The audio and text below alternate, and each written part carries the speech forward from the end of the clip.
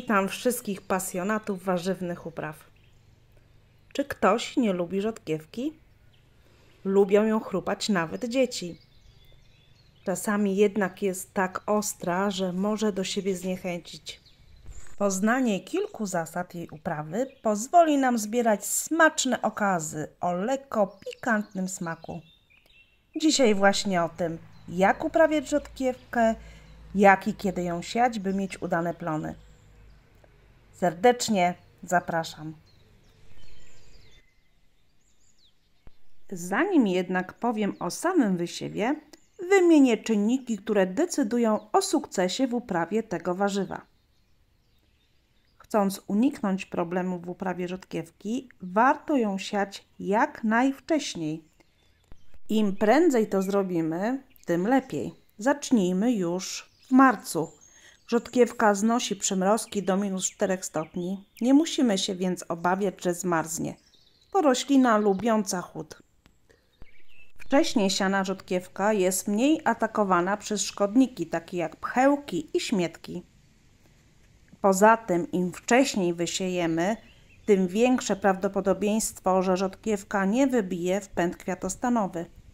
Czasami się to zdarza, gdy nagle zrobi się gorąco. Jakie wybrać stanowisko dla rzodkiewki?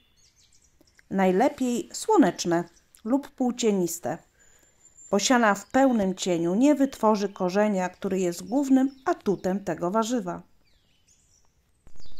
Na jakiej glebie rzodkiewka będzie dobrze rosła? Najlepiej rośnie na lekko przewiewnej i próchniczej glebie. Ci, co oglądają mój kanał regularnie, wiedzą, że jestem zwolenniczką upraw na kompoście. Nie przekopuję gleby, wysypuję kompost na wierzch i w niego sieję.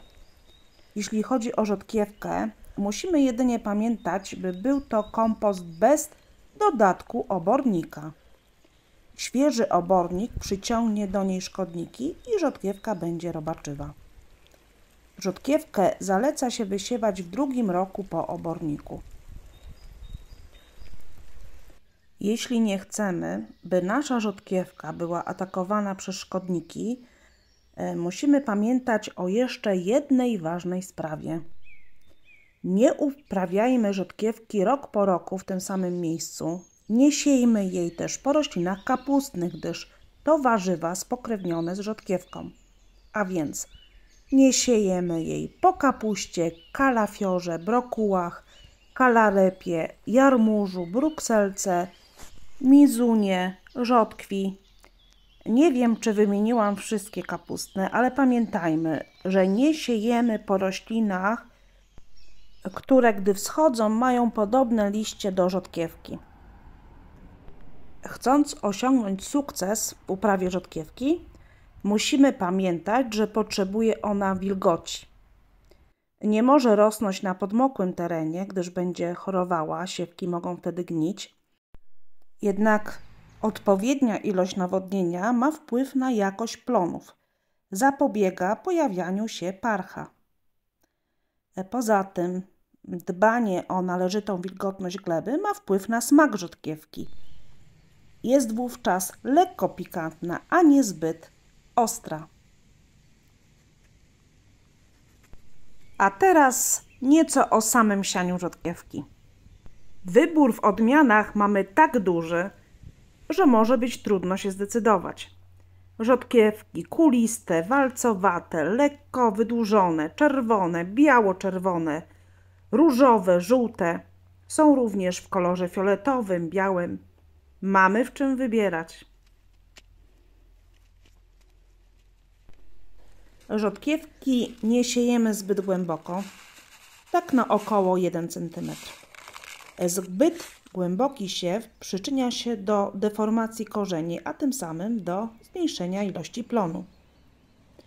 Starajmy zachować kilkucentymetrowe odstępy między nasionami, tak 2-3 cm. Wysiew, który rozpoczynamy jak tylko obecnie ziemia w ogrodzie, warto powtarzać co 2 tygodnie. Zapewnimy tym ciągłość zbiorów. Z jakimi warzywami warto wysiać rzodkiewkę? Bardzo dobrym sąsiedztwem o tej porze roku, czyli wczesną wiosną, będzie szpinak i sałata. Nie będą konkurować ze sobą o składniki pokarmowe. Poza tym szpinak i sałata chronią rzodkiewkę przed pchełką.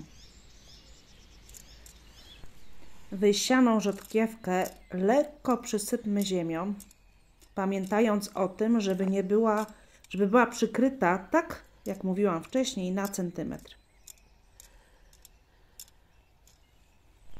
Rzodkiewkę wykorzystajmy też przy wysiewie marchwi i pietruszki. Oba te warzywa długo wschodzą, więc czasami jest problem przy plewieniu. Wysianie rzodkiewki w tym samym rzędzie jest bardzo praktyczne. Zanim pietruszka i marchewka wzejdą, rzodkiewka pokaże nam, jak idą rzędy. Zanim marchew czy pietruszka się rozrosną, rzodkiewkę wyrwiemy i tym samym spulchnimy glebę. Chodzi o to, by rzodkiewki wysiać co kawałek, nie tak, by zagłuszyła wschodzących sąsiadów. Rzodkiewka bardzo szybko wschodzi, zwłaszcza gdy zaświeci słoneczko i podgrzeje ziemię. Jest to warzywo, które zbieramy jako jedno z pierwszych. Już po kilku tygodniach od wysiewu zbieramy i cieszymy się jej smakiem. Smaczne są nie tylko korzenie, ale również liście, które wzbogacają wiosenne sałatki. Zachęcam więc do wysiewów.